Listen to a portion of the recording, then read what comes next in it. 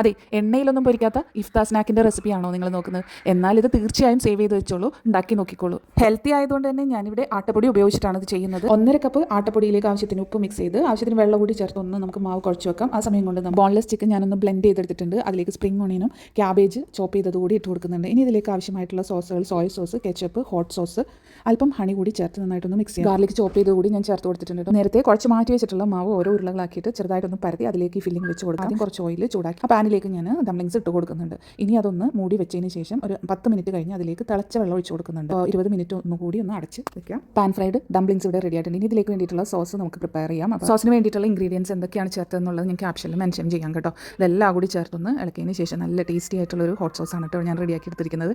ഇനി second method ഞാനിത് steam ചെയ്തെടുക്കുന്നുണ്ട് കേട്ടോ. അങ്ങനെ ചിക്കൻ ഡംപ്ലിങ്സ് 2 രീതിയിൽ ഞാൻ ഉണ്ടാക്കിയെടുത്തിട്ടുണ്ട്. ഒട്ടും തന്നെ ഓയിലൊന്നും ഉപയോഗിക്കാതെയാണ് ഇവിടെ റെഡിയാക്കി എടുത്തിരിക്കുന്നത്. അപ്പോൾ ഈ ഒരു നോമ്പ് സമയത്ത് ഇഫ്താറിന് എന്തായാലും ട്രൈ ചെയ്യാൻ പറ്റിയ ഒരു റെസിപ്പി തന്നെയാണ്. പേജ് കൂടി ഒന്ന് ഫോളോ ചെയ്തോളൂ കേട്ടോ.